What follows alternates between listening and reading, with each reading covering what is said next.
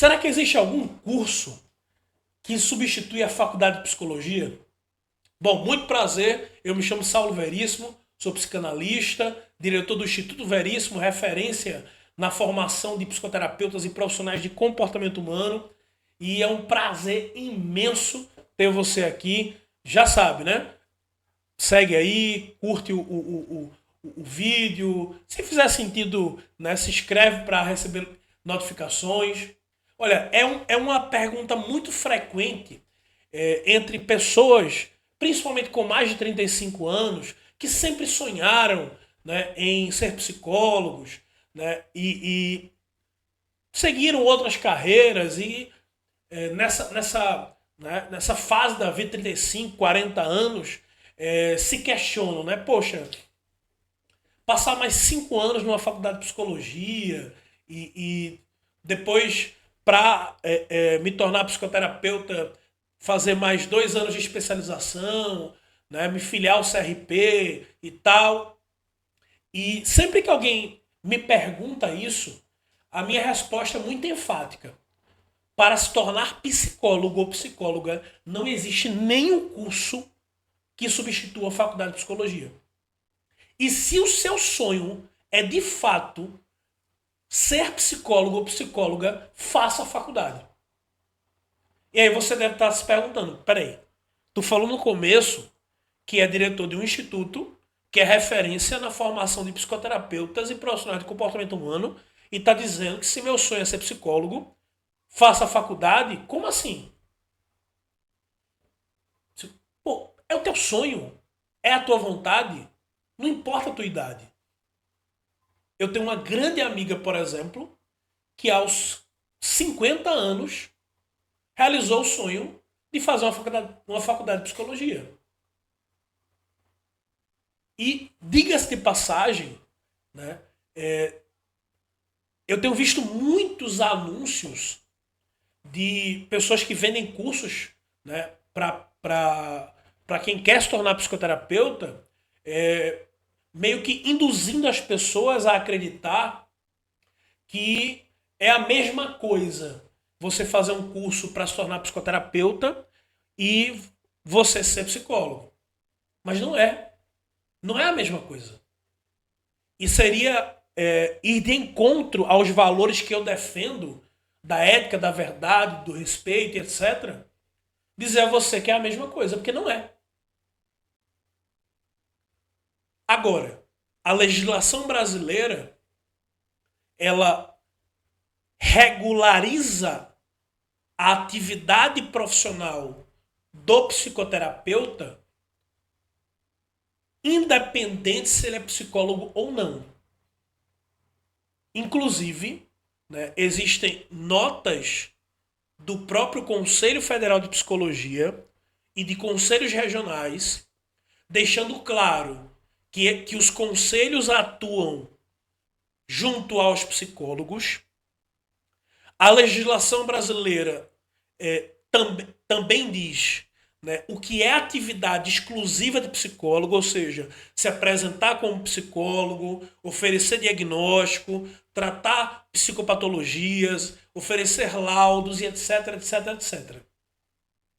Mas esses mesmos órgãos, né, conselhos regionais e conselhos federais, eles também deixam claro que atuar com psicoterapia no Brasil não é exclusividade do psicólogo. Então, se o seu desejo é atuar com psicoterapia, ou seja, você quer ser um profissional de psicoterapia, o curso não vai substituir a faculdade, mas o curso vai te formar para ser um psicoterapeuta. E esse papo aqui não é um papo de vendas. Eu não estou falando que você tem que comprar o meu curso. Eu só quero te fazer algumas recomendações importantes. Primeiro, uma vez que a atividade do psicoterapeuta não é regulamentada no Brasil, Saulo, você disse que era regularizada. O Ministério do Trabalho, né, ele, através da classificação brasileira de ocupações, ele prevê a profissão do psicoterapeuta. Salvo engano, o CBO do psicoterapeuta é 2515.10. Salvo engano, é esse número. Ou seja, né, existe a profissão. Ela está lá. Ela é uma profissão legalizada.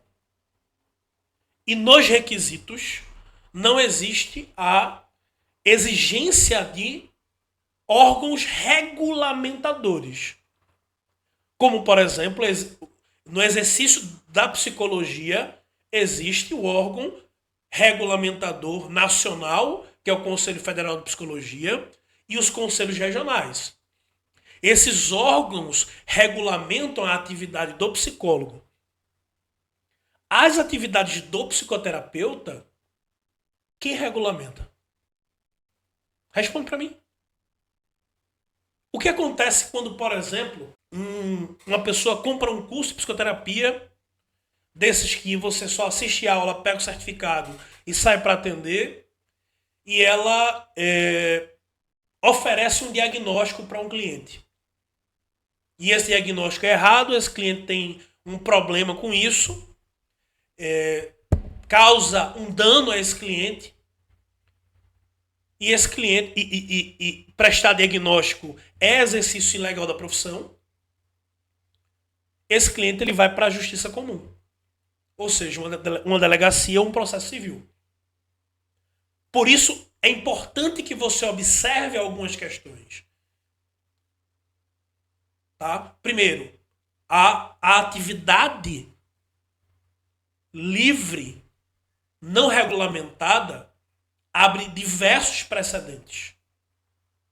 Por isso é importante que, primeiro, você avalie a instituição que você vai contratar o curso, caso você queira ser psicoterapeuta. Volto a dizer, e sempre falo isso no meu Instagram, se o seu sonho é ser psicólogo, faça a faculdade de psicologia. Porque de todo jeito o tempo vai passar. Mas se você quer um curso um pouco mais rápido e quer especificamente atuar com psicoterapia, a primeira coisa é avalie a instituição. Vai no Google, pesquisa o Reclame Aqui, verifica quanto tempo a instituição existe, pesquisa o Instagram da instituição, pesquisa o Instagram de quem está por trás da instituição, pesquisa no Google quem está por trás da instituição. Isso é a primeira coisa. Para você ver o nível de seriedade. Com certeza esse vídeo aqui não é para pessoas que, por exemplo, compram cursos como eu vejo constantemente por aí, que tá lá, curso de formação em psicoterapia, 58 técnicas de terapias diferentes, com 58 certificados diferentes para você ser um psicoterapeuta. Aí você não vê quem é o professor, quem é o diretor, e ali só tem técnica. Ali não forma um profissional. Por exemplo. Ou como, por exemplo, eu vejo constantemente instituições induzindo pessoas ao erro. De achar que um curso de formação de psicoterapeuta substitui a faculdade de psicologia. Inclusive, essa mesma instituição, quando você vai no Reclame Aqui, em um ano tem praticamente 2 reclamações por dia registradas no Reclame Aqui. Então, primeira coisa, pesquisa a instituição. Pode ser a minha, pode ser outra. Óbvio que eu prefiro que seja a minha. Segunda coisa, avalie a estrutura do curso. Por quê? Olha só, um psicólogo, ele vai ter teoria, tá? Ele vai ter vários períodos de teoria. Depois ele vai ter períodos específicos de abordagens psicológicas. Então eu vou te dar um exemplo, né? Dentro do curso de psicologia, ele vai ter um período de psicanálise. Nesse período de psicanálise, ele vai ter teoria, ele vai ter prática supervisionada e ele vai passar por análise. Isso se dá porque Freud lá atrás propôs na formação do psicanalista um tripé, que nós chamamos de tripé freudiano: teoria, prática supervisionada e análise individual. Ele saiu da psicanálise, ele foi para TCC, a mesma coisa. Então, aí vamos avaliar os cursos de psicanálise, por exemplo. Para você ser considerado um psicanalista, você tem que cumprir o mesmo tripé. Ou seja, para que você seja um profissional psicanalista, né, não adianta você fazer uma especialização, por exemplo. Você precisa fazer, e hoje os cursos de psicanálise, né, são cursos livres, mas um curso sério de psicanálise ele te oferece tripé: teoria, prática supervisionada para você treinar, e exige que você faça análise individual. Então, se o curso não tem esse tripé, correm vários riscos, você e a pessoa que você vai atender. Primeiro, se ele não te oferece teoria, ele está só vendendo técnica. E você não vai ter a menor ideia dos fundamentos por trás dessas técnicas. E eu não estou falando que você tem que passar horas e horas, dias e dias, meses e meses, anos e anos, lendo teoria, mas você precisa de algum fundamento teórico. Seja para os atendimentos, né, muitas vezes num processo de psicoeducação com o cliente, ou seja, até se você quiser lançar um infoproduto. Por que é importante o período de atendimento supervisionado? Ora, quanta diferença vai fazer você ir atender um cliente depois de ter treinado com alguém mais experiente te orientando, versus você assistir várias aulas, pegar um certificado e tá só. E aí? Como é que fica? E por que é importante fazer a terapia individual? Análise individual, terapia individual. Porque durante o processo terapêutico, durante os atendimentos, questões suas vão vir à tona. Naturalmente. Existe um processo de transferência do cliente para você, transferência afetiva do cliente para você, onde ele projeta em você questões dele. E existe um processo de contra-transferência. É quando o próprio terapeuta transfere para o cliente as suas questões. E se você não faz terapia, é provável que isso aconteça. E pior, que você adoeça emocionalmente por não construir mecanismos de bloqueio, de blindagem, para não absorver as questões do cliente. Então, primeiro, avaliar a instituição. Segundo, avaliar a estrutura da formação. Por exemplo, a minha formação, ela segue esse tripé. Ela segue esse tripé.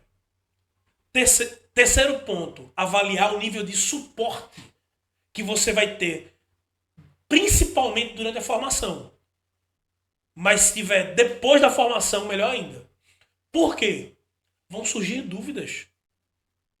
Dúvidas técnicas, ou seja, de uso da plataforma que você vai acompanhar as aulas, mas também vão surgir dúvidas em relação aos atendimentos. Hoje, por exemplo, né, um psicólogo, quando ele vai atender uma demanda nova, uma vez que ele já não tem mais suporte da faculdade, ele tem que buscar ou pagar a supervisão de um outro profissional mais experiente, ou investir em cursos, em livros e tal, para que ele possa atender aquela demanda. Mas durante a formação ele teve esse suporte. O psicanalista, durante a formação, se a formação for séria, ele teve esse suporte. Então você precisa ver suporte técnico, suporte prático,